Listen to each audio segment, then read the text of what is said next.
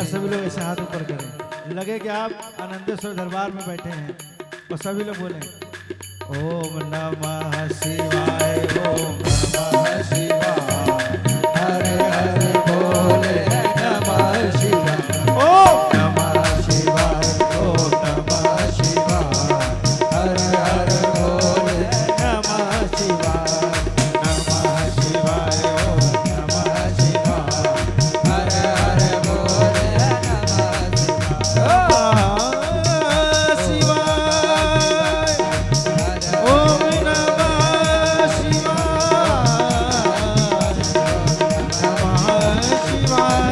नमः शिवाय, नमः शिवाय। बोलिए गौरी शंकर भगवान की जय हो, बोलिए आनंदेश्वर धाम की जय हो, गंगा मैया की जय हो। बोलिए राघवेंद्र सरकार की जय जय श्री राधे। नमः पार्वती पतये हर हर हर महादेव। भगवान भोलेनाथ की असीम कृपा और उस कृपा की फलश्रुति हम सभी इस शिव महापुराण कथा सप्ताह में एक साथ उपस्थित हुए। उपस्थित भक्त वृंद, संत वृंद, मैया पार्वती की चिर संघनी एवं सहयोगवान सहेली मैया सीता के पद चिन्हों पर चलने वाली ये भक्तिमयी माता है। सबके हृदय में श्री सीताराम जी का दर्शन करते हुए सबको एक श्रृंखला में मातृशक्ति को, उपस्थित नन्हे मुन्ने बाल गोपाल सबको एक श्रृंखला में प्रणाम करते हुए भगवान की उस दिव्य गौरव गाथा में हम सभी एक साथ प्रवेश करते हैं। गोस्वामी जी कहते हैं, सिया राम मैं सब जग जानी, करहूं प्रणाम जोर जुग पानी। भगवान की कथा हमको आपको साधारण प्राप्त नहीं होती है, बड़ी कठिनता आती है, लेकिन यहां पर वो सूत्र लागू नहीं है।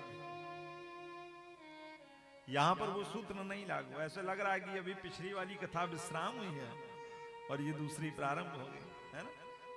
ये एक वर्ष का समय कब निकल गया हमको आपको पता भी नहीं चला, और ठीक एक वर्ष बाद उसी तारीख पर हम लोग यहां एक साथ सम्मिलित रूप से उपस्थित हैं। ये भगवान की बड़ी कृपा है। कहते हैं दुख की अपेक्षा सुख का समय शीघ्र निकल जाता है। दुख का समय जो होता है वो नहीं निकाले निकलता है।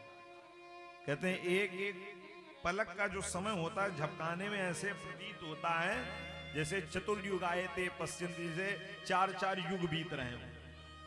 दुख का समय ऐसा होता है। कहते हैं लेकिन दुख की अपेक्षा यदि सुख का समय देखा जाए तो वो शीघ्र निकल जाता है। और सुख की अवस्था को देखते हुए कहते हैं आनंद का समय जल्दी निकल जाता है। और आनंद की अवस्था देखते हुए परमानंद, और परमानंद की अवस्था देखते हुए ब्रह्मानंद। कहते हैं जिस समय राघवेंद्र सरकार का जन्म हुआ ना अयोध्या में, भाई हल्ला मत मचाओ हाँ, खाना पीना चलेगा लेकिन हल्ला गुल्ला नहीं चलेगा हाँ। प्रेम से आनंदेश्वर धाम की जय हो। कहते हैं जिस समय राघवेंद्र सरकार का प्राकट्य हुआ है अयोध्या में, तो दशरथ जी को किस आनंद की अनुभूति हुई। कहते ब्रह्मानंद मुदित मन, ब्रह्मानंद के आनंद की अनुभूति हुई है। वो समय उनका निकला है हाँ। और कैसे एक मास निकल गया, एक महीना, और ऐसा आनंदित हुए भगवान सवित्र सूर्य नारायण कि एक महीना अस्ताचल को गई ही नहीं। मास दिवस भा दिवस निस मरम न जाना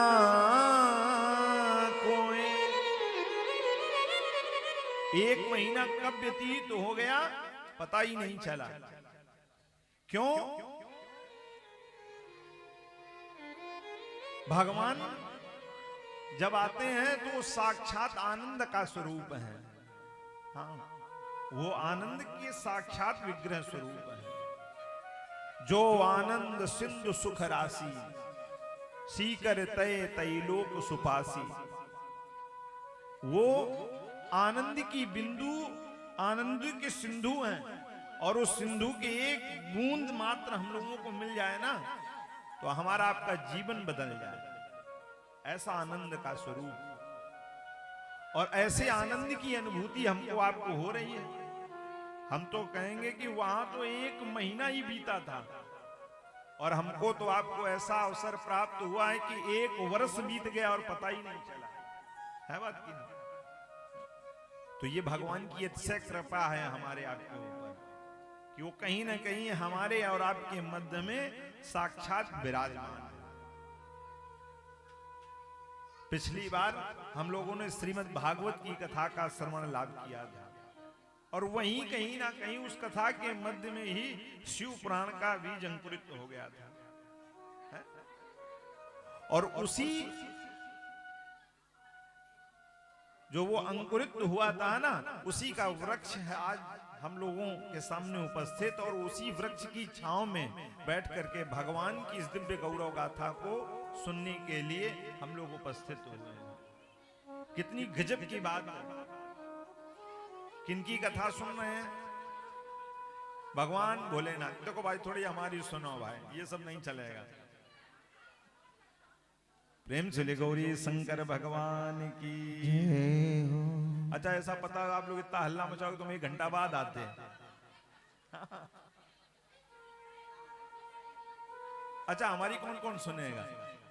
या तो हमारी सुनो या हम आपकी सुनेंगे, है ना? ऐसे आनंद नहीं आ रहा है। चलो अच्छा, थोड़ा सा भजन करवाते हैं, फिर आगे हम लोग प्रवेश करते हैं। जय सिया राम, जय जय सिया राम, जय जय सिया राम, जय जय सिया राम, जय सिया राम, जय जय सिया राम, जय सिया राम, जय जय सिया राम, दशरथ नंदन जय सिया राम, दशरथ नंदन जय सिया राम, जय सिया राम, जय जय सिया राम, जय सिया राम, जय जय सिया राम।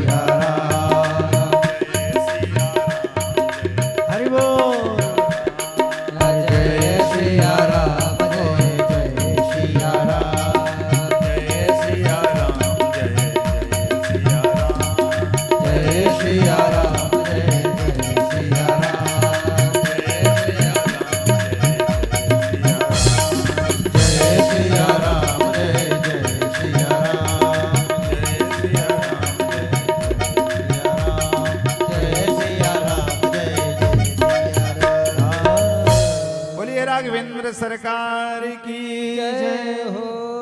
अब बातें आते ना करना, अब हमारी बात सुनना। हम कितनी प्रतीक्षा में थे कि आनंदेश्वर आएंगे, आप लोगों से मिलेंगे, आपको कथा सुनाएंगे, और यहाँ आए आप लोग हमको ही सुनाए जा रहे होती देर से, तो भाई ये नहीं चलेगा। तो हम लोग फिर उसी धारा में प्रवेश करते हैं। देखो कितना दिव्य अवसर है। हम लोग कहां पर भगवान की कथा सुन रहे हैं? आनंदेश्वर धाम में। किसकी कथा सुन रहे हैं? आहा, बाबा आनंदेश्वर की ही कथा सुन रहे हैं, भगवान भोलेनाथ की। और भगवान भोलेनाथ की कथा सुन रहे हैं, और सुन कहां रहे हैं? भोले भैया के घर पर,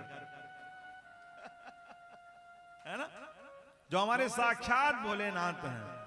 हाँ, साक्षात भगवान का, भोलेनाथ का जो हमने दर्शन किया है ना, वो कहीं ना कहीं भगवान की कृपा है, अद्भुत। ये कोई प्रशंसा नहीं है, जो अनुभव किया है वो है। किसके यहां सुनने? भोला भैया के यहां।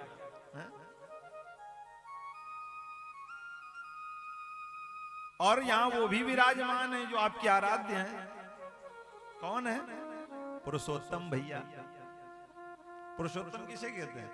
हाँ, जनरंजन भवभय भंजन दुष्ट गर्भ गंजन मुनि मन मानस मरा लीला लालाम नील श्याम उनकाम निकाम अचित अनीय अखंड अजेय। बोलिए राघवेंद्र सरकार की जय हो। तो वो भी यहाँ विराजमान है। अच्छा, जहां भोलेनाथ विराजमान हो वहां जगत जननी ना विराजमान हो, तो ऐसा भी संभव नहीं है? नहीं, अभी अभी सब क्रम से चल रहा है। हाँ, तो वो भी ना विराजमान हो तो ऐसा संभव हो सकता है? जहां भगवान भोलेनाथ विराजमान हो, राघवेंद्र सरकार विराजमान हो, और किसके यहां बैठे हैं? शिवानी दीदी के यहां पर है? अर्थ कितना बढ़िया है। शिवानी जो भगवान शिव की है, और भगवान शिव की कौन है? जगत जननी पार्वती मैया, जगत जननी भगवती पराम्बा जगदम्बा, जो आद्य शक्ति भगवती दुर्गा का स्वरूप है। हाँ, इसके पहले श्रीमद् भागवत कथा कह के आए हैं, और उसके पहले इन्हीं की गौरव गाथा गा करके नोएडा से आए हैं। नोएडा में अब की बार श्रीमद् देवी भागवत की कथा थी, और हो सकता है अगली बार आपको भी सुनने को मिले। प्रेम से गौरी शंकर भगवान की जय हो। वहां देवी भागवत की कथा को हमने कहा, और वो आद्या शक्ति भी विराजमान है, शिवानी विराजमान है। और उसके बाद फिर जहां पुरुषोत्तम जी विराजमान है, तो वहां लक्ष्मण जी जरूर होंगे। अब किसी भी रूप में हो सकते हैं, और जहां लक्ष्मण जी हैं वहां भगवती उर्मिला मैया भी विराजमान है कि नहीं? अब जोरदार ताली बजाओ इतना। अच्छा, इन्हीं की तो माया है। कहते हैं ऐसा जहां अद्भुत संगम हो। छोटे वाले भैया क्या नाम? अरे, भवानी शंकरो वंदे श्रद्धा विश्वास रूपिणो।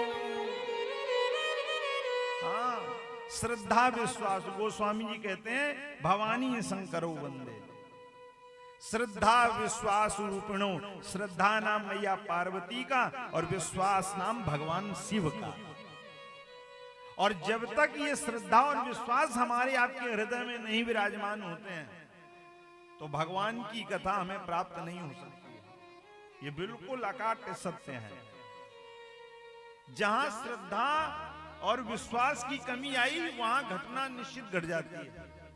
अभी हम लोग कथा में सुनेंगे, अभी प्रसंग आएगा जब सती मैया का, कहते वहां श्रद्धा और विश्वास का ही अभाव हो गया था।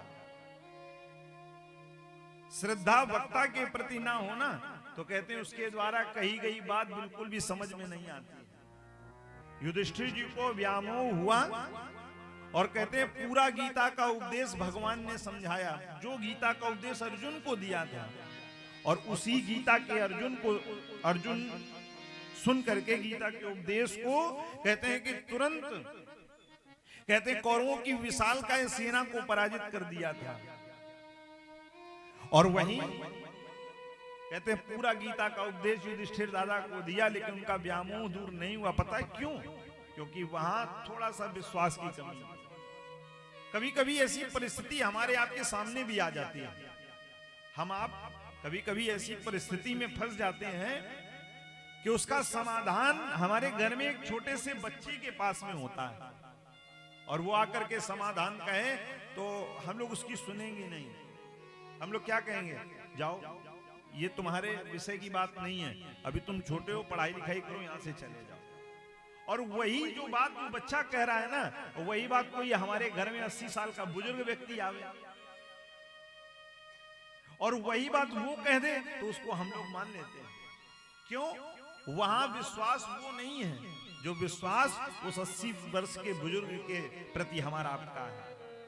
तो बस यही बात होती है कि श्रद्धा नाम मैया पार्वती का और विश्वास नाम भगवान शिव का। जब तक हमारे हृदय में श्रद्धा और विश्वास नहीं होगा तब तक भगवान की कथा हमें प्राप्त नहीं हो सकती। भगवान शिव की महिमा अद्भुत है। कहते हैं जो भगवान शिव की इस गौरव गाथा को सुन लेता है वो पुरुष नहीं रहता है। बोले महाराज क्या कह रहे हो आप, पुरुष नहीं रहता? बोले हाँ ये बात सत्य है। बोले फिर वो साक्षात रुद्र हो जाता है, साक्षात शिव का ही स्वरूप प्राप्त कर लेता है और शिव के समान ही वो हो जाता है जो भगवान की इस दिव्य गौरव गाथा और शिव पुराण की कथा को सुनता है। हम लोग महात्म्य में प्रवेश करते हैं क्योंकि जब तक किसी व्यक्ति के महत्व के विषय में हमको आपको नहीं पता होगा तब तक हमारी उसके प्रति श्रद्धा नहीं होती है। हम लोग अस्वस्थ हो जाएं और अस्वस्थ होने के बाद में हमें पता चले कि अब हम डॉक्टर के पास में जा रहे हैं तो 1-2% तो हम लोग ठीक हो जाते हैं कि अब डॉक्टर के पास जा रहे हैं।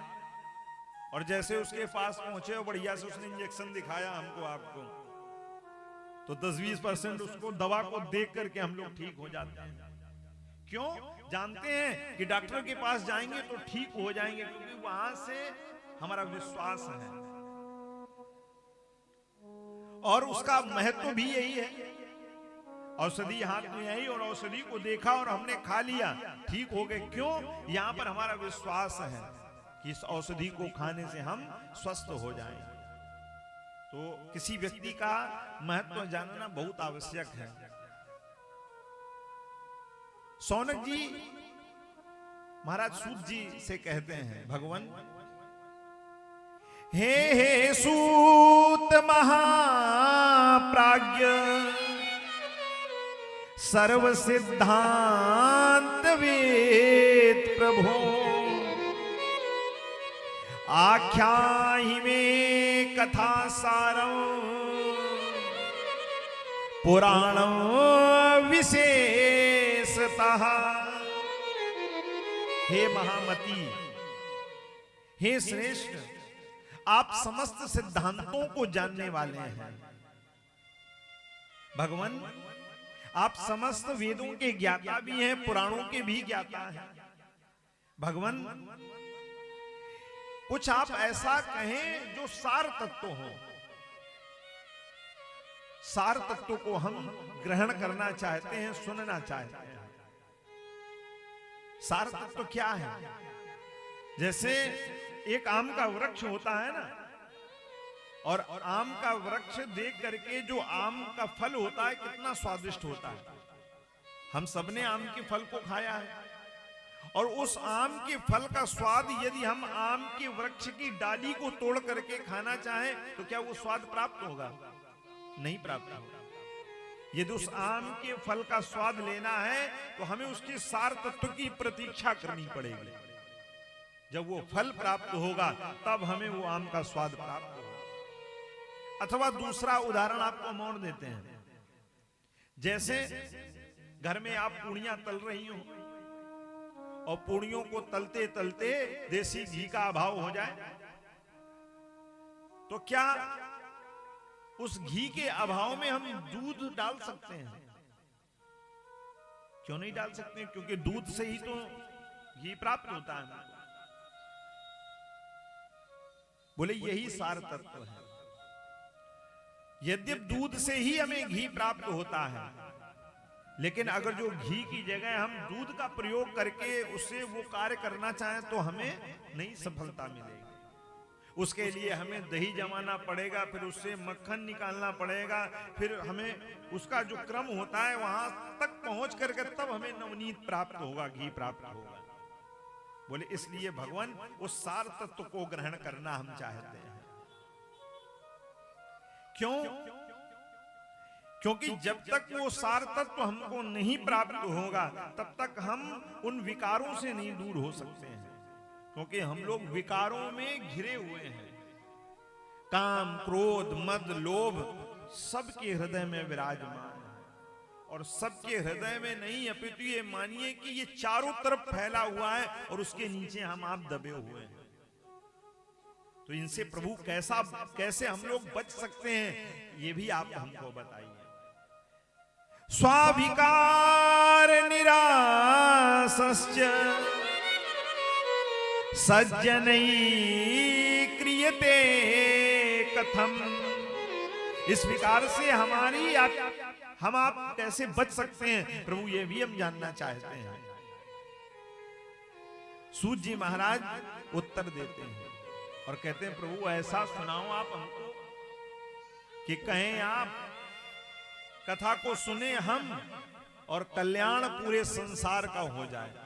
ऐसी कथा आप सुनाओ जो श्रेष्ठों में श्रेष्ठ हो, पवित्रों में परम पवित्र हो और भगवान शिव की प्राप्ति करवा दे। श्रेयसाम यद भवे श्रेया पावनानां च पावनम। शिव प्राप्तिर्भवेत् तात सदा निर्मल चेतसा। जो श्रेष्ठों में श्रेष्ठ हो, पवित्रों में परम पवित्र हो और शिव की प्राप्ति करवा दे, ऐसी कथा प्रभु आप हमसे कहें। कथा को कहें आप, सुने हम और कल्याण पूरे संसार का हो जाए, ऐसा सार तत्व आप कहें। क्योंकि विस्तृत सुनने का हमारे आपके पास में समय नहीं है। हाँ, बड़ा कलिकाल भयावह होगा, किसी के पास समय ही नहीं होगा। वेद शास्त्र कथा न सुनेंगे कभी, नहीं वेद की बात कहेंगे। जप तप धर्म और कर्म सब झूठ बता उपहास करेंगे। कहते कोई शास्त्र में किसी की रुचि नहीं होगी। हाँ, शास्त्र कथा न सुनेंगे कभी और नहीं वेद पुराण की बात कहेंगे। वेदों में जो हमें आदेश दिया गया है उसका पालन भी नहीं करेंगे। और जो लोग भगवान की कथा सुनना चाहेंगे, जो लोग भगवान का पूजन करना चाहेंगे, जो लोग भगवान शिव पर एक लोटा जल चढ़ाना चाहेंगे, पता ऐसे ऐसे लोग आसुरी प्रवृत्ति के होंगे कि उनका देख करके लोग मजाक उड़ाएंगे। आज सुबह की बात है, हम ऐसे सड़क से निकले अपने घर से और वहां पर हमने देखा कि एक व्यक्ति सुबह स्नान करके, हमारे यहाँ भी घर के सामने शिव मंदिर है, वहां पर जल चढ़ाने के लिए आ रहा था और भगवान का नाम उच्चारण कर रहा था और जल लेकर के जा रहा था। तो एक व्यक्ति ने पता उससे क्या कहा, उसको देख करके और मतलब उसका उपहास करते हुए बोला, और पुजारी जी जल चढ़ाने जा रहे हैं। तो ऐसे ही लोग होंगे। तो हमें बड़ा आश्चर्य लगा कि सुबह से अपना तो कीचड़ पोछे नहीं है और वो बेचारे जल चढ़ाने जा रहे, तुमसे कह रहे, और पुजारी जी बड़ा उपहास कर रहे थे उसका जो है। लेकिन उस व्यक्ति ने जाकर के जल चढ़ाया और वहां से निकल गया। तो हमें आज यही बात याद आ गई कि ऐसे ही लोग होंगे। पहली बात तो धर्म में, वेद शास्त्रों में, पूजा पाठ में किसी की रुचि नहीं होगी, और जो रुचि दिखाएंगे लोग उनका उपहास करेंगे। तो ऐसे ऐसे लोग होंगे, और वे ऋषि कहते हैं जब ऐसे लोग होंगे तो वे निश्चित दुखी होंगे, उनके दुख की निवृत्ति कभी नहीं हो सकती। सूत जी महाराज कहते हैं कि एक बार भगवान कृपा कर सकते हैं। कोई कामी व्यक्ति होगा ना, उसे भगवान प्राप्त हो सकते हैं। कोई क्रोधी व्यक्ति है, उसे भगवान प्राप्त हो सकते हैं, संभावना है। कोई लोभी व्यक्ति है तो वहां भी संभावना है कि भगवान उसे प्राप्त हो सकते हैं। लेकिन जिसके हृदय में ईर्ष्या है, वहां कोई गुंजाइश नहीं है कि परमात्मा की प्राप्ति हो। प्राप्त ही नहीं हो सकते हैं, क्योंकि गोस्वामी जी तो कहते हैं कि प्रभु आप मेरे इसी प्रकार से प्रिय हो जाएं। किस प्रकार से? बोले कामी नारी प्यार जिमी, लोभी के जिमिदाम, तिमि रघुवंश निरंतर, प्रिय लागो मोहि राम। जिस प्रकार से कोई कामी व्यक्ति को स्त्री प्रिय हो जाती है, कामी नारी प्यार जिमी, लोभी के जिमिदाम, कोई लोभी व्यक्ति होता है ना तो उसको धन बहुत प्रिय होता है। बोले जिस प्रकार से लोभी के लिए आप धन जैसे प्रिय होते हैं, किसी कामी व्यक्ति के लिए, उसके लिए स्त्री शरीर प्रिय होता है, ऐसे ही आप मेरे लिए प्रिय हो जाए। तो यहां तो संभावना बनती है, लेकिन किसी के हृदय में ईर्ष्या है तो वहां कोई गुंजाइश नहीं है, उसे भगवत प्राप्ति कभी हो ही नहीं सकती। कहते हैं भगवान आप तो समस्त विषयों को जानने वाले हैं, आप हमारे ऊपर अनुग्रह कीजिए। क्योंकि जब तक आपकी कृपा नहीं होगी तब तक हमें प्राप्त नहीं हो सकता, क्योंकि भगवान की कथा तो संतों की ही कृपा से प्राप्त होती है। जब तक संतों की कृपा नहीं होगी तब तक हमें भगवान की कृपा नहीं प्राप्त हो सकती।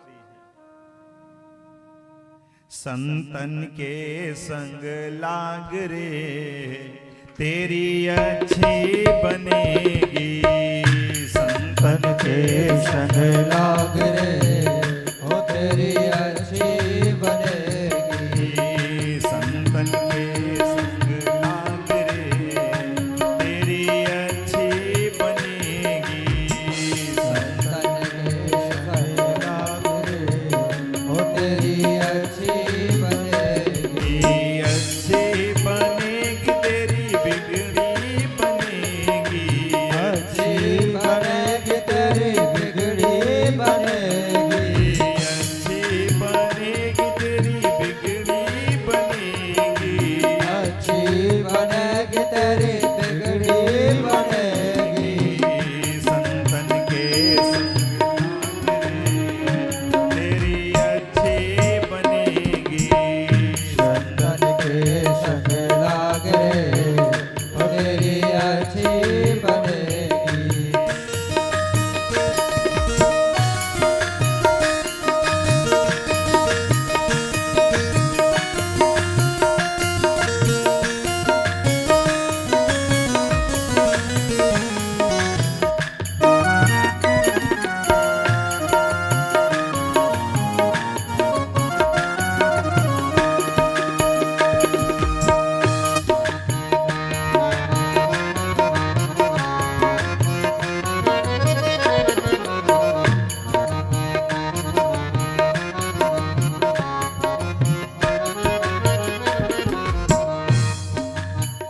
संतन संग करी पुण्य कमाई, संतन कर कर पुण्य कमाई, संतन संग कर पुण्य कमाई, संतन संग कर पुण्य कमाई, होए तेरो बड़ भाग रे तेरी अच्छी बनेगी,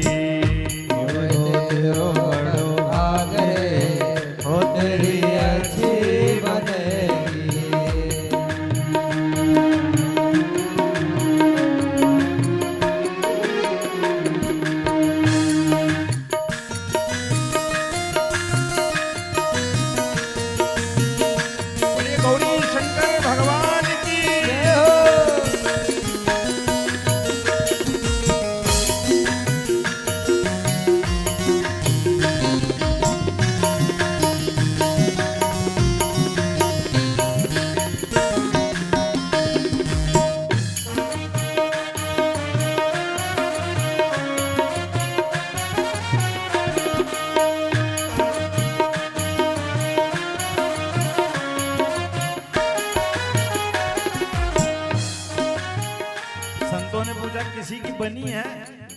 देखो यहाँ भी वही महत्व की बात है, भाई किसी की बनी हो तब तो हम माने। तो बोले हाँ बनी है। बोले किसकी बनी है? बोले ध्रुव जी की बन गई, प्रहलादों की बन गई। ध्रुव जी की बन गई, प्रहलाद जो की बन गई। ध्रुव जी की बन गई, प्रहलादों की बन गई। ध्रुव जी की बन गई, प्रहलादों की बन गई। ध्रुव जी की बन गई, प्रहलादों की बन गई। ध्रुव जी की बन गई, प्रहलादों की बन गई। हरि सुमिरन में जागरे तेरी अच्छी बनेगी। हरि सुमिरन में लाग रे, हो तेरी अच्छी बनेगी। संतन के संग लाग रे तेरी अच्छी बनेगी। संतन के संग लाग रे, तेरी अच्छी बनेगी।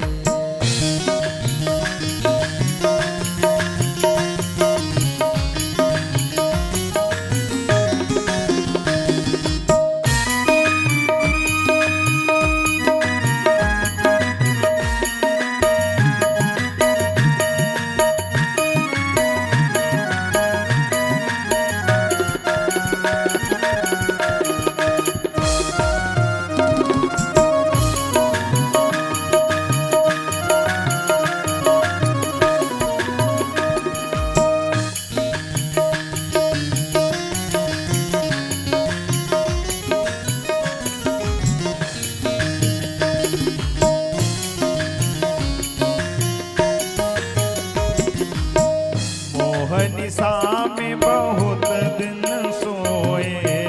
मोहनिशा में बहुत दिन सोए। मोहनिशा में बहुत दिन सोए। मोहनिशा में बहुत दिन सोए। जाग सके तो जाग रे तेरी अच्छी बनेगी।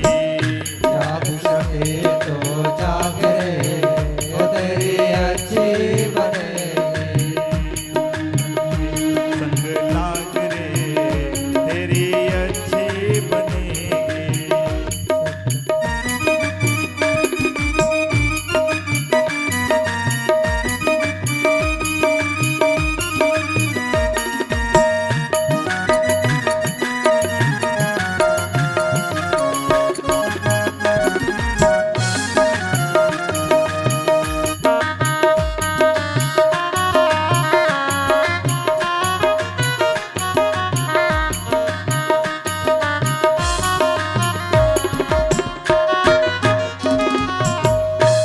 प्रेम से बोलिए गौरी शंकर भगवान की जय हो। कहते हैं बिना संतों के ये कथा संभव भी नहीं है। तो हम तो आपसे यही कहेंगे कि जब तक आप कृपा नहीं करेंगे तब तक हमको ये कथा प्राप्त नहीं होगी। बोले हाँ भगवान ये तो बात है। तो फिर ध्यान पूर्वक सुनो। सर्व सिद्धांत निष्पन्नम भक्त्यादि कविवर्धनम शिवतोष करम दिव्यम शृणुवस रसायनम। सूत जी महाराज कहते हैं कि हे सोनकाद ऋषियों, मैं समस्त सिद्धांतों का सार आपको सुनाता हूं। भक्ति को बढ़ाने वाला है ये, और काल रूपी व्याल से रक्षा करने वाला है। सोनकाद ऋषि कहते हैं कि देखा जाए तो हम लोग बैठे कहां हैं? हम लोग काल रूपी व्याल के मुख में बैठे हुए हैं। और हम लोग कब तक सुरक्षित हैं? बोले जब तक वो व्याल अर्थात सर्प, हम लोग सर्प के मुख में बैठे हुए, काल रूपी सर्प के मुख में। और कब तक सुरक्षित हैं? जब तक वो अपने मुख को खोले हुए हैं। जिस दिन उसने अपने मुख को बंद किया उसी दिन हमारी आपकी जीवन लीला समाप्त। तो कहते हैं भगवान इस काल रूपी व्याल से हमारी किस प्रकार से रक्षा होगी? काल व्याल महाकाल त्रास सर्वविध्वंस करमोत्तमम् शैवं पुराणं परमं शिवेनोक्तं पुरा मुनेः। कालरूपी व्याल के मुख में बैठे और इससे हमारी रक्षा कैसे होगी? बोले इससे शिव पुराण का वाचन सुनने से हमारी रक्षा हो सकती है। और शिव पुराण ही एक ऐसा साधन है जो हमें इस व्याल से बचा सकता है। देखो, हम आपसे ज्यादा विस्तार से नहीं कहेंगे, सूक्ष्म रूप से ही कहते हैं। जो कृष्ण द्वैपायन श्री व्यास जी महाराज थे ना, उन्होंने 18 पुराणों की रचना की और कहते हैं कलयुग के कलुषित प्राणियों के कल्याण के लिए उन्होंने शिव पुराण की रचना की। बड़ा बृहद था पूर्व में। कहते हैं कि जिस समय भगवान शिव ने इस पुराण को स्वयं सुनाया है नंदीश्वर को, कहते हैं उस समय ये कितना बृहद था, 1 लाख श्लोक थे इसमें। लेकिन जब इतना बृहद था तो ये हम लोगों के लिए सुलभ नहीं हो सकता था। कहते हैं तब भगवान शिव की कृपा से व्यास जी महाराज ने इसे थोड़ा सा संक्षिप्त किया। जो 1 लाख श्लोक थे उनको 24,000 श्लोकों में परिवर्तित कर दिया। और देखो 24,000 श्लोकों में परिवर्तित करने के बाद 7 संहिताओं में बांटा इसे। जैसे भागवत जी में स्कंद है ना, उसी प्रकार से इसमें 7 संहिताएं हैं। और पूर्व में 1 लाख श्लोक थे जिनको 24,000 श्लोकों में परिवर्तित कर दिया। और कहते हैं कि ये शिव पुराण की लिखी हुई पुस्तक जिसके घर में होती है ना, केवल पुस्तक मात्र पूजा घर में रखी हो, कहते हैं वो घर नहीं अपितु तीर्थ के समान हो जाता है। सदा सेव्या सदा सेव्या सदा सेव्या विशेषता एतच्छिव पुराणस्य कथा परम पावनी। कहते परम पवित्र है ये कथा। और भगवान शिव की इस शिव पुराण की पुस्तक जिसके घर में होती है वो घर नहीं अपितु वो मंदिर हो जाता है, तीर्थ हो जाता है। ध्यान पूर्वक सुनो, जो भी शिव पुराण की महिमा को अंतर हृदय से सुनता है वो जीवन मुक्त हो जाता है। जो पुत्र की कामना से सुनता है उसे सुंदर पुत्र की प्राप्ति होती है। जो धन की कामना से सुनता है उसे भगवान धन प्रदान करते हैं। जो किसी कामना से नहीं सुनता है, केवल भगवत प्राप्ति की कामना से सुनता है, कहते हैं इसके श्रवण मात्र से ही भगवान अपने हृदय में, कहते हैं अपने शिवलोक धाम में उसे भगवान स्थान देते हैं। वो रुद्र के समान हो जाता है। कथा सुनने वालों के लिए कुछ नियम भी बताए गए। बोले सबसे पहला नियम की कथा को छोड़ करके नहीं जाना चाहिए। हाँ, बहुत जरूरी हो तो फिर प्रणाम करके चले जाएं। लेकिन कहते हैं कथा के मध्य से नहीं उठना चाहिए। कहते हैं जो भी जीव मात्र ऐसा करता है ना, कहते हैं उसे रवरव नरक की प्राप्ति होती है। हम अब ऐसा नहीं कि हम अपने मन से कह रहे हैं, ऐसा नहीं है। जो लिखा है वही बता रहे। कहना तो नहीं चाहते, धीरे धीरे सब लोग उठ रहे हैं तो हमने कहा बता दें। कहेंगे पंडित जी ने बताया नहीं। हाँ, ज्यादा समय आपका नहीं लेंगे। अब कम से कम इतना तो बनता है कि आज प्रथम दिवस महात्मा का वर्णन तो कर ही दें, है ना। तो कहते हैं कि कथा के मध्य में उठना नहीं चाहिए और किसी ऊंचे स्थान पर, व्यास से ऊंचे स्थान पर भी नहीं बैठना चाहिए। सदैव कथा को श्रद्धा पूर्वक सुनना चाहिए।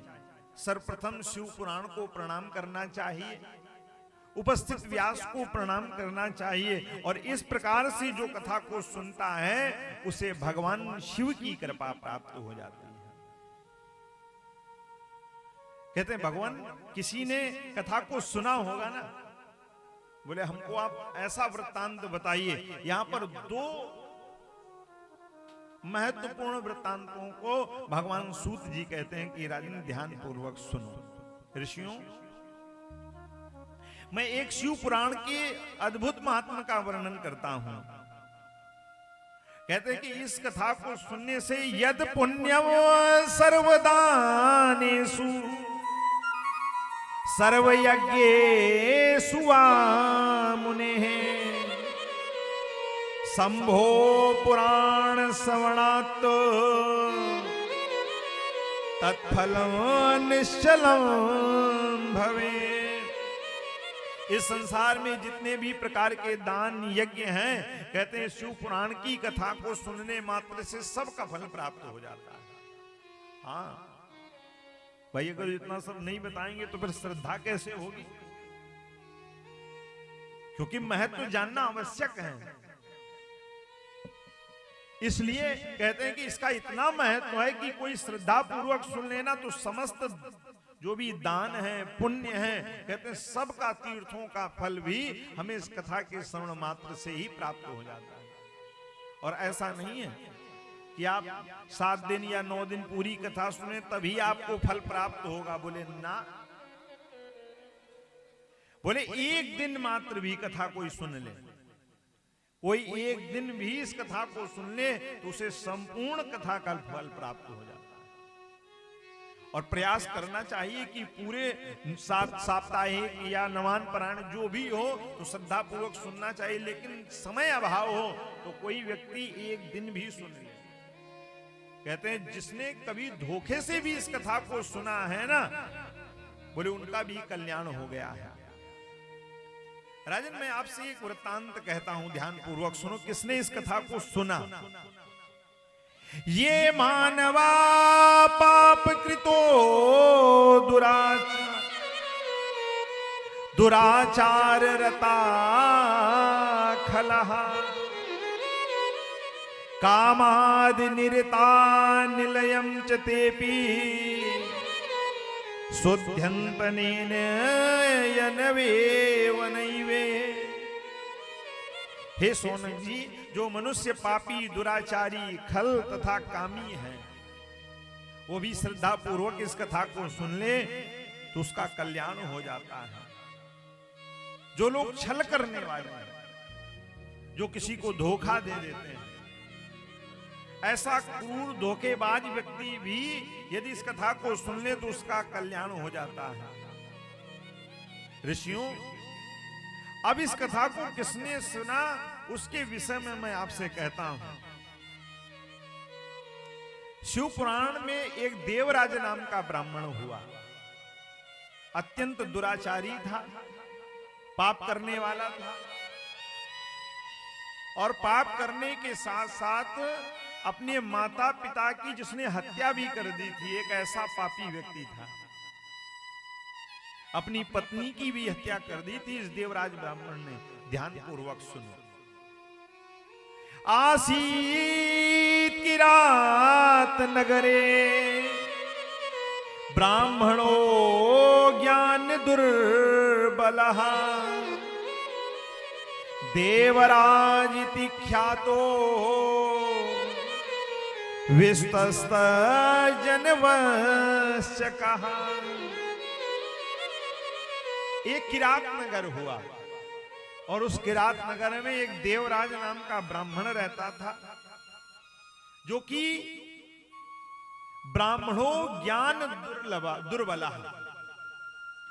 कहते हैं एक बार ब्राह्मण धन से दुर्बल हो ये चल जाएगा, लेकिन यदि वो ज्ञान से दुर्बल है तो ये उसके लिए ठीक संकेत नहीं है। ब्राह्मण के लिए धन दुर्बल होना ठीक है, लेकिन ज्ञान दुर्बल होना ये ठीक नहीं है। और कहते हैं ऐसा नगर था, थोड़ा बहुत भजन करने वाला था, लेकिन अज्ञानी था, सरोवर में स्नान कर रहा था। वहीं पर इसने एक बार स्नान करते करते शोभावती नाम की एक वैश्या को देखा, और उस वैश्या को देख करके कहते हैं इसकी बुद्धि विकृत हो गई। यह हमारी इंद्रियां जो हैं कभी कभी हमारे पतन का कारण बन जाती हैं, और इंद्रियों का जी ये अधिष्ठात्र मन है, ये बड़ा खतरनाक है। ये मन पता कैसा है? ये मन एक चाबी के समान है।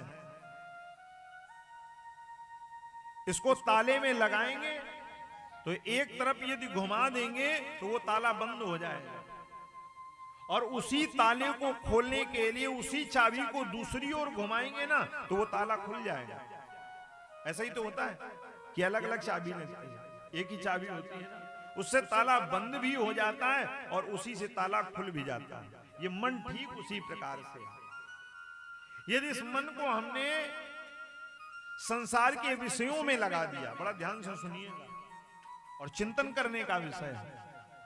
यदि इस मन को हमने संसार के विषयों में लगा दिया ना तो ये मन हमारे पतन का कारण बन जाएगा, और इसी मन को यदि हमने परमात्मा की ओर लगा दिया तो यही हमारा उत्थान का कारण बन जाएगा। कहते हैं आज देवराज के साथ में कुछ ऐसा ही हुआ। उस गणिका को, उस वैश्या को देखा ना तो इसकी बुद्धि दुर्बुद्धि में परिवर्तित हो गई। उसकी सुंदरता को देख करके आसक्त हो गया और कहता है कि मैं तुमसे विवाह करना चाहती हूं।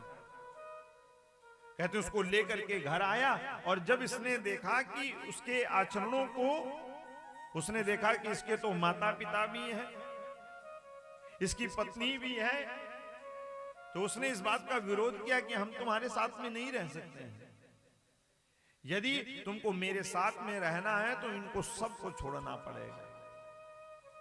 देवराज अपनी पत्नी और माता पिता का त्याग कर दिया। क्यों? पत्नी सब कुछ जान रही है।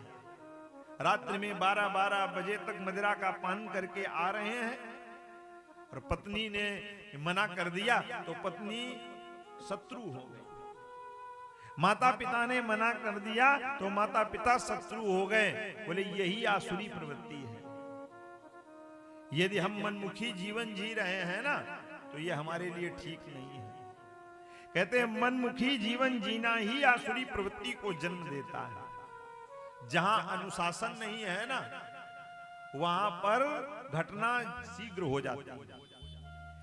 यदि हम अपने माता पिता के अनुशासन में रह रहे हैं, केवल इतना मात्र ही अनुशासन है कि यदि घर में विलंब से जाएंगे तो माता पिता पूछेंगे कि इतनी देर तक कहां रहे। यदि इतना भी अनुशासन यदि है ना तो आपके बिगड़ने के चांस कम है। और जहां केवल हम ही सब कुछ हैं, अपने मन मुताबिक जीवन जी रहे हैं, तो फिर आप ये मान लीजिए कि वहां पर दुर्घटना होनी ही है। कहते हैं कि जैसे ही रात्रि में आया, पत्नी ने विरोध किया कि ये क्या करते हो सब, तुमने मेरे साथ में विवाह किया, उसके बाद में इतना असभ्य आचरण करते हो। कहते हैं इसने उसी समय अपनी पत्नी की हत्या कर दी। माता पिता ने रोका तो माता पिता को भी मार दिया। ऐसा पतित वो देवराज ब्राह्मण था। वही बात बता रहे हैं कि किस पर शिव पुराण की कृपा हुई है, किससे शिव पुराण का सुन करके किसका कल्याण हुआ है, उसी बात को वे ऋषि कह रहे हैं। बोले ऐसा भी व्यक्ति हो जिसने जीवन भर पाप किया हो, जो सदैव पाप में ही रत रहा है, बोले ऐसा था वो देवराज ब्राह्मण। एक दिन घूमता घूमता संयोग से प्रतिष्ठानपुर, पूर्व में इसका नाम प्रतिष्ठानपुर था, जो आज प्रयागराज के नाम से जाना जाता है। प्रयागराज में आया और वहीं पर एक शिव मंदिर शिवालय को देखा। वहां बहुत से साधु संत महात्मा बैठे हुए थे। कहते हैं वहीं पर जाकर के डरते हुए जब इसने मार दिया और जितना धन संपत्ति था उस वैश्या को प्रदान कर दिया, और उसने भी देखा कि सारी संपत्ति हमारे पास में आ गई है, तो इसको छोड़ करके वो चली गई। अब ये व्याकुल हुआ तो इसको कुछ समझ में नहीं आया, तो ये प्रयागराज पहुंचा एक शिवालय में। वहां देखा संतों की भीड़ लगी थी, वहीं डरते हुए चुपचाप बैठ गया। कहते हैं कि संत लोग चले गए, लेकिन रात्रि के समय इसको बड़ा भयंकर ज्वर आया, बुखार, ऐसा ज्वर कि अब कोई इसका हाल खबर भी पूछने वाला नहीं। बड़ा रो रहा था एकांत में, भगवान शिव के देवालय में बैठा हुआ था। वहीं शिवालय के ठीक पीछे वहीं पर शिव महापुराण की कथा हो रही थी। किसी ने हाल खबर पूछा नहीं, एक एक शब्द उस शिव पुराण का सुनता रहा, और सुनते सुनते सुनते सुनते कहते हैं इसका प्राणांत तो हो गया। कहते हैं कि ऋषियों, जब इसका प्राणांत हुआ तो कहते हैं उसी समय यमदूत लोग आ गए, बड़े बड़े दांत वाले, यमपास लेकर के, और आकर के इसको बांधने लगे। लेकिन शिव पुराण की कथा को धोखे में सुना था, श्रद्धा पूर्वक नहीं, ऐसे जैसे हम आप बैठ करके सुन रहे हैं, धोखे में केवल, जैसे बगल में हो रही थी, और क्योंकि वहां से जा नहीं सकता था, ज्वर था। कहते हैं उन शब्दों को सुनते सुनते कहते हैं इसका प्राणांत हुआ। यमदूत लोग लेने आए, और यमदूत लोग इसको खींच कर ले जा रहे थे कि उसी समय भगवान शिव के रुद्र स्वरूप भगवत पार्षद आ गए। कहते हैं उन भगवत पार्षदों का और यमदूतों का युद्ध हुआ, और उन्होंने कहा कि इसने हमारे भगवान के शिव पुराण की कथा को सुना है, भगवान भोलेनाथ की महिमा को सुना है, इसलिए इसको हम ले जाएंगे। यमदूत लोग कहते हैं नहीं नहीं महाराज, ये तो ज्वर में वहां समीप में लेटा हुआ, बोले हम कुछ नहीं जानते हैं, किसी भी अवस्था में इसने सुना है, लेकिन मेरे प्रभु का नाम सुना, इसलिए हम इसको ले जाएंगे। कहते हैं देखते ही देखते उन यमदूतों से भगवान के शिव के पार्षदों ने इसको छुड़ा लिया, विमान पर आरूढ़ किया। देखते ही देखते इसका स्वरूप भी था अद्भुत, भगवान शिव के समान हो गया, दिव्य देह कांति हो गई, शरीर पर भस्म लगाए हुए हैं, चंदन को मस्तक पर लगाए हुए हैं। कहते हैं ऐसा अद्भुत स्वरूप देख करके वे ऋषि कहते हैं, हे ऋषियों, देवराजं समामोच विमाने परमाद्भुते उपवेश यदः दूता कैलासं गन्तमुत्सुकः। भगवान शिव के पार्षदों ने यमदूतों की खूब पिटाई की और उससे देवराज को छीन लिया। देवराज ऋषियों की कृपा से, उन संतों की कृपा से भगवत पार्षद ही सदृश हो गया, और जब यमदूते से छूटा तब उसने जय जयकार की। बोलिए शिव महापुराण की जय हो। उसने कहता है कि मेरा धन्य है वो भाग्य कि मैं इस देवालय में आया और मैंने भगवान शिव की इस कथा को सुना। और वास्तव में यदि मैं यहां ना होता ना, मैंने जान करके नहीं सुना, धोखे में सुना इस कथा को, और यदि मैंने जान करके सुना होता तब मेरी क्या गति होती, तब तो वास्तव में मुझे यमदूतों का दर्शन भी ना होता। लेकिन जो भी है, इस शिव पुराण की ही कृपा से आज मैं बच गया, नहीं तो ये यमदूत लोग ले करके जाते, बढ़िया हमको पकौड़ा बना देते। ये कुंभी पाक नरक है ना, वहां बोलते बड़ी सी कढ़ाई है, तेल उबला करता है और उसी में जीवात्मा को डाल दिया जाता है। वैसा नहीं कि जैसे हमने ऐसे पकौड़ा डालते हैं तो ज्यादा लाल होने लगता है तो हटा लेते हैं, ऐसा कुछ नहीं। पड़े रहो कब तक, हजारों वर्ष तक। अब हम आप सोच रहे होंगे कि ऐसा कैसे हो, मरने के बाद किसको क्या पता चलता है? लेकिन ऐसा नहीं है। हम लोग रात में स्वप्न लेटे होते हैं ना, और सोते सोते ऐसा लगता है किसी ने जोर से खींच के तमाचा मारा, तो ऐसे हाथ यहां होता है, वैसे देखते हैं कहां है कोई, और फिर लगता है हम तो सो रहे हैं। पीड़ा उतनी होती है ना। कहते जब ये शरीर छूट जाता है ना, तो एक हमें यातना देह प्रदान की जाती है जो अंगुष्ठ मात्र की होती है। कहते उसका नाम ही है यातना देह। वहां पर आप मर सकते नहीं, लेकिन जो पीड़ा दी जाएगी वो आपको सहर्ष मिलेगी। पीड़ा और कहते हैं उसी यातना देह को बड़ी सी कढ़ाई में डाल दिया जाता है और बढ़िया, हाँ वैसा नहीं कि डाला गया तो जल्दी जल जाएगा तो निकाले, क्योंकि वहां मरने का कोई सिस्टम है नहीं, आपको वहां केवल पीड़ा दी जाएगी। बोले किन लोगों को डाला जाता है? बोले जो संत और महात्माओं का अपमान करते हैं, जो झूठी गवाही देते हैं, जो किसी के ऊपर दुष्चरित्र का बेवजह से कलंक लगा देते हैं, निर्दोष होते हुए भी उसे दोषी बना देते हैं। बोले ऐसे लोग मीपाक नरक में डाले जाते हैं। हाँ, और बढ़िया जब एकदम फूल के पकौड़ा से हो जाते हैं ना, फिर एक और नरक है जिसका नाम है असित पत्र वन। तीक्ष्ण पत्तों से बना हुआ वो वन है। जैसे कुसा के पत्ते होते हैं, ऐसे ही तीक्ष्ण पत्ते होते हैं कि शरीर पर लग जाएं तो शरीर को काट दें, छेदन कर दें उसका। बोले उनको उसमें किसको जाना पड़ता है? बोले उसी जली हुई देह को लेकर के उस वन में उसको दौड़ाया जाता है। बोले किसको? बोले जो गऊ को पैरों से मारते हैं, जो गऊ पर गर्म जल डालते हैं, जो गऊ को गाली देते हैं, जो सदैव गऊ को क्रूर दृष्टि से, वैर दृष्टि से देखते हैं, बोले ऐसे लोगों को फिर असित पत्र वन में दौड़ाया जाता है। बोले महाराज ये कैसा होता है? बोले तीक्ष्ण पत्तों से बना होता है और उसी में दौड़ाया जाता है। कहता है वो जीव जब दौड़ता है ना तो उसके जो पत्ते होते हैं उसकी जली देह पर लगते हैं, वो चीखता है, रोता है, बिल्लाता है और अपने उन कर्मों को याद करता है कि मैंने ऐसा पाप क्यों किया। कहते हैं भगवान इन नरकों से बचा कैसे जा सकता है?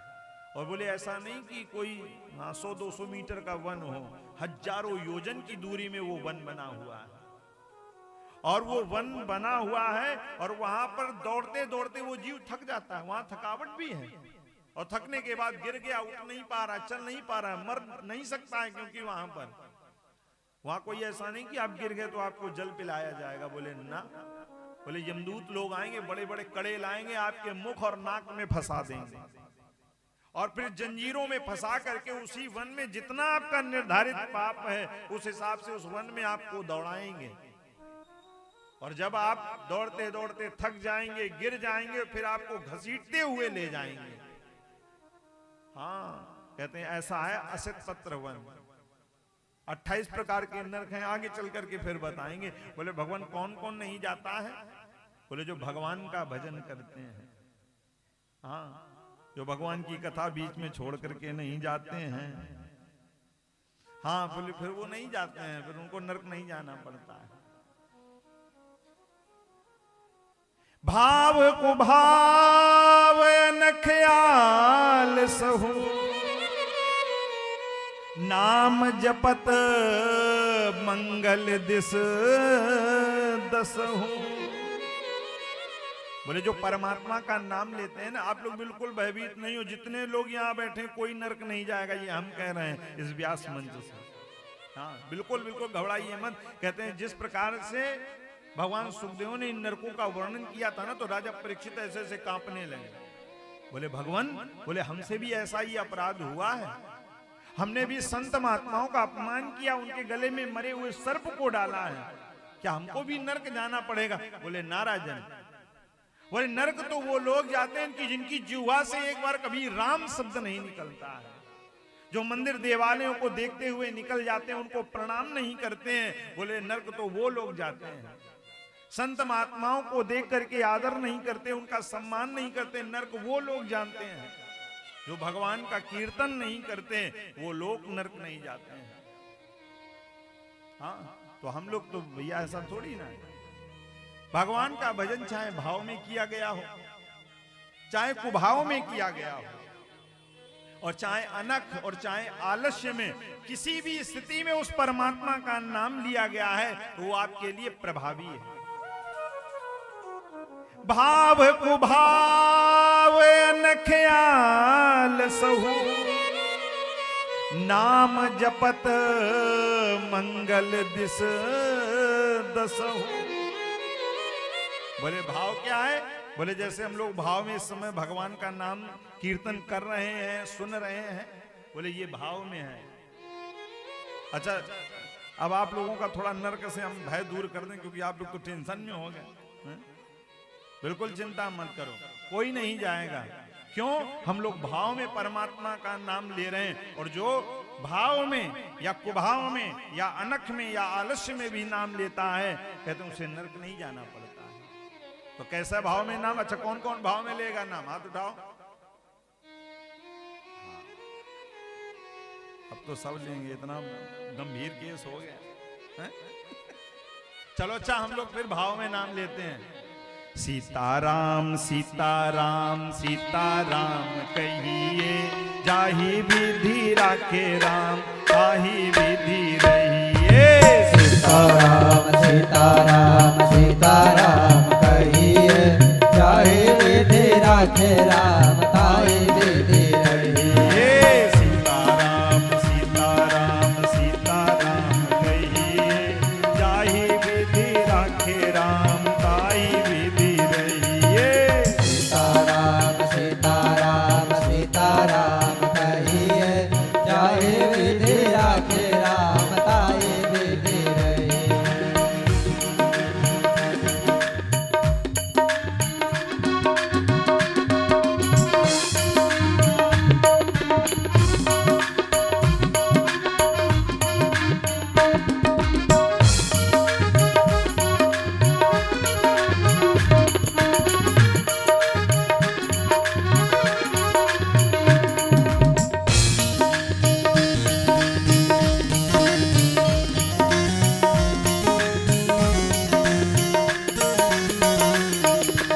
मुख में हो राम नाम, राम सेवा हाथ में। मुख में हो राम नाम, राम सेवा हाथ में। मुख में हो राम नाम, राम सेवा हाथ में। मुख में हो राम नाम, राम सेवा हाथ में। तू अकेला नहीं प्यारे राम तेरे साथ में। तू अकेला नहीं प्यारे राम तेरे साथ में। तू अकेला नहीं प्यारे राम तेरे साथ में। तू अकेला नहीं प्यारे राम तेरे साथ में। विधि का विधान जानी हानि लाभ सही है।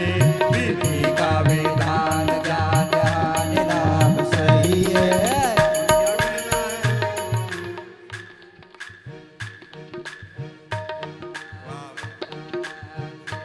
राम कहिए, जाहि विधि राखे राम ताहि विधि रहिए।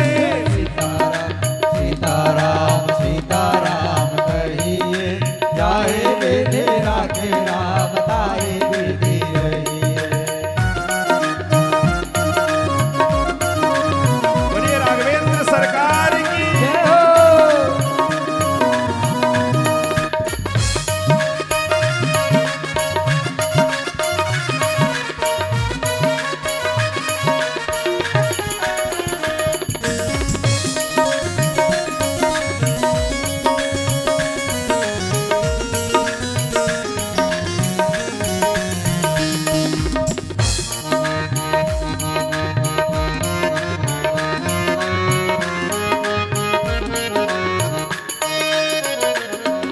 किया अभिमान तो फिर मान नहीं पाएगा। किया अभिमान तो फिर मान नहीं पाएगा। किया अभिमान तो फिर मान नहीं पाएगा। किया अभिमान तो फिर मान नहीं पाएगा।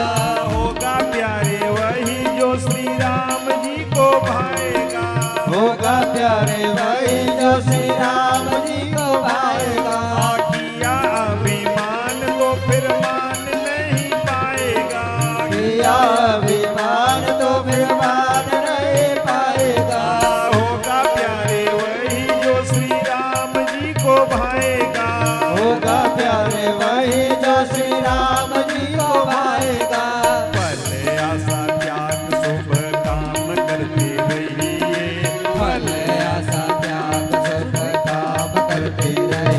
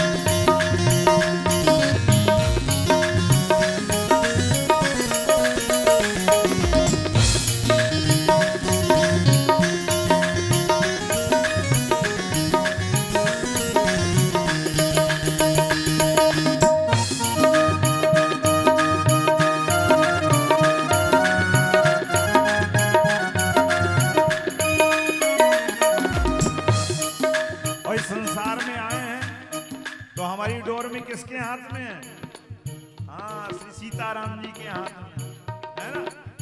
तो सब कुछ परमात्मा के प्रति जो समर्पित होता है ना, भगवान उसका योग स्वयं करते हैं। तो हम लोग भी अपनी जिंदगी की डोर श्री सीताराम जी के चरणों में छोड़ देते हैं। जिंदगी की डोर सौंप हाथ दीनानाथ के, जिंदगी की डोर सौंप हाथ दीनानाथ के, जिंदगी की डोर सौंप हाथ दीनानाथ के, जिंदगी की डोर सौंप हाथ दीनानाथ के। महलो मेरा के चाहे झोपड़ी में वास दे, महलो मेरा के चाहे झोपड़ी में वास दे। जिंदगी की डोर सौंप हाथ दीनानाथ के, जिंदगी की डोर सौंप हाथ दीनानाथ के। महलो मेरा के चाहे झोपड़ी में वास दे, महलो मेरा के चाहे झोपड़ी में वास दे। धन्यवाद निर्विवाद बार बार कहिए, धन्यवाद निर्विवाद राम राम कहिए। सीताराम सीताराम सीताराम कहिए। सीताराम सीताराम सीताराम कहिए। ताई बीती रखे राम ताई बीती रहिए। सीताराम सीताराम कहिए, जाई विधि रखे राम जाई विधि रहिए। ताई विधि रखे राम ताई विधि रहिए। ताई विधि रखे राम ताई विधि रहिए। ताई विधि रखे राम ताई विधि रहिए। ताई विधि रखे राम ताई विधि रहिए। बोलिए सीताराम भगवान की जय हो। कहते हैं धन्य है शिव पुराण की महिमा, वो देवराज कहता है। यदि अगर जो इस कथा को हमने ना सुना होता तो आज मुझे नरक जाना पड़ता। तो आज परमात्मा ने हमारी रक्षा की। धन्य है ये शिव पुराण। धन्या शिव पुराणस्य कथा परम पावनी, यस्याः श्रवण मात्रेण पापीयानपि मुक्ति भाव। अरे धन्य है ये भगवान शिव की ये पावनी कथा, जिसको सुनने से आज मेरा नहीं तो मुझे नरक जाना पड़ता। कहते जिसने धोखे में शिव पुराण की कथा सुनी ना, उसका कल्याण हो गया। देवराज इतना पापी था, निकृष्ट था, जिस अपने माता पिता की हत्या कर दी, अपनी पत्नी की हत्या कर दी। लेकिन इस शिव पुराण की महिमा तो देखिए, इतना पाप करने वाला व्यक्ति यदि धोखे से कथा को सुन ले और जो श्रद्धा पूर्वक सुने उसे तो कहते हैं भगवान शिव अपने कैलाश में अपना अधिकारी बना लेते हैं। वो भगवान के सदृश से ही भगवान के स्वरूप को पा लेता है। और आद्योपांत जब तक ये सृष्टि है तब तक भगवान शिव का गण बन करके उनके कैलाश पर्वत पर रहता है। प्रसन्न हो गए सौनकाद ऋषि, कहते हैं धन्य है प्रभु, आपने ऐसी शिव पुराण की महिमा हमको बताई। अब तो हमारी और उत्कंठा जागृत हो रही कि हमें शीघ्र आप समस्त कथाओं का अवलोकन करवावें। मात पितृ बधू हंता वैश्यागामी च मद्यपाः देवराज जुजस्तत्र गत्वा मुक्तो भवच्छना। कहते हैं शिव पुराण के महात्मा को सुनते सुनते सौनक जी प्रसन्न हो गए। कहते हैं धन्य है ये शिव पुराण की कथा। मात पितृ वधू हंता, जिसने अपने माता पिता और वधू की हत्या कर दी, वैश्यागामी होने के पश्चात भी उसने भगवान शिव की प्राप्ति कर ली। अरे अद्भुत है ये कथा, धन्य है हमारे ये श्रवण, धन्य हो गए आपकी इस कथा को सुन करके। धन्या धन्या कथा संभो स्वम धन्यो धन्य एव यदा कर्णन मात्रेण शिवलोकम ब्रजे नरः। कहते हैं ऐसी शिव की पावन को कथा को सुनकर के हमारा जीवन धन्य हो गया। भगवान और आप सुनाइए कथा। अब हमको आप बताइए कि हम सुनाएं कि आरती करवाएं। हाँ, क्योंकि सब बेचारी मैया जो है जाना है सबको बता रहे हैं। अब जैसा आप बताओ, हमारा तो मन कर रहा है हम आपको और सुनाएं। अब भाई देखो, कथा तो तभी संभव है कि श्रोता वक्ता ज्ञान निधि। हाँ, कथा राम की हो। और जो श्रोता ही सुनने वाले नहीं होंगे तो वक्ता फिर क्या करेंगे, है ना। और वक्ता सब हम जितने श्रोता हैं हमारे सब भगाऊं हैं कि कितनी जल्दी हम जाएं। तो फिर करवाएं आरती फिर, हैं कल। अच्छा बताओ कल कौन कौन आएगा? अरे वाह, अरे तो फिर ठीक है। तो कल के बजे 2 बजे हैं, कल 2 बजे आ जाएंगे आप? ठीक, आ जाइएगा, हम 2:45 बजे आ जाएंगे। ठीक है, अगर आप लोग 2 बजे आएंगे फिर 6 बजे तक खूब आनंद होगा, खूब भगवान की कथा। आज आप लोग श्रमित भी हो गए, थोड़ा समय भी हो गया, और कल हम लोग प्रयास करेंगे कि 5:30 तक बढ़िया खूब कथा होगी। लेकिन 2 बजे आ जाएंगी तब, और 2:30 बजे आएंगी तो फिर आधा घंटा समय पड़ जाएगा, है ना। तो आप लोग 2 बजे आ जाइएगा, 2 बजे कथा, और 5:30 पौने 6 बजे भगवान की आरती करें, और इसी समय से आप लोग समय से चली जाएंगे। ठीक है, तो भगवान की दिव्य थोड़ा भगवान नाम संकीर्तन कर लेते हैं, और फिर हम लोग भगवान की आरती करते हैं। ओम नमः शिवाय, ओम नमः शिवाय, हर हर भोले नमः शिवाय। ओम नमः शिवाय, ओम नमः शिवाय, हर हर भोले नमः शिवाय।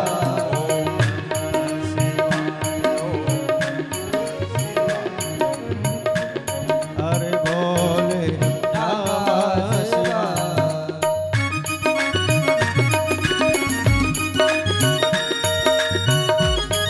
अनंतेश्वर धाम की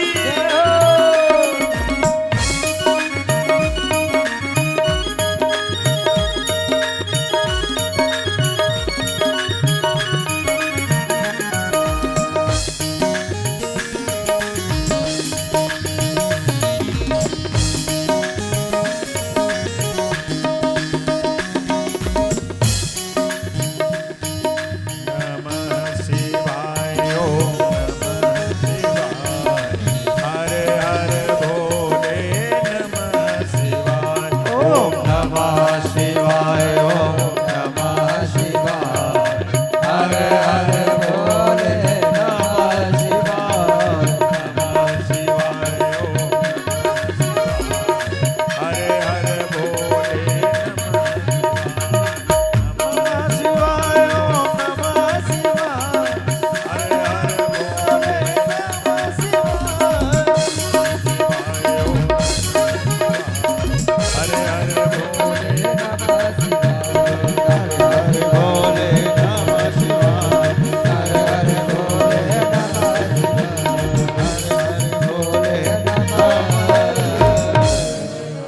प्रेम से बोलिए गौरी शंकर भगवान की जय हो, शिव महापुराण की जय हो। हर हर हर सभी भक्त अपने स्थान पे खड़े हो जाएं, बड़े ही प्रेम भाव से भगवान की आरती करेंगे। ओम आरती पार्थिव गुंग्रजा पितुर प्राईधाम विहि दिवः सदा गुंसी बृहति वितिष्ठ सात्विकं वर्तते तमः कदली गर्भसम्भूतम् कर्पूरेण प्रदीपितम् आरार्थिक्यम् अहम कुर्मे पश्य मे वरदो भव। एक एक करके आराम से सभी लोग आरती कीजिएगा।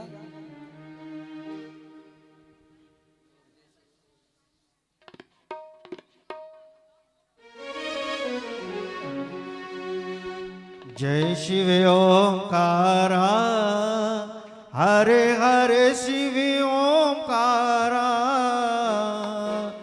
ब्रह्मा विष्णु सदा शिव ब्रह्मा विष्णु सदा शिव अर्धांगी धारा। ओम जय शिव ओंकारा।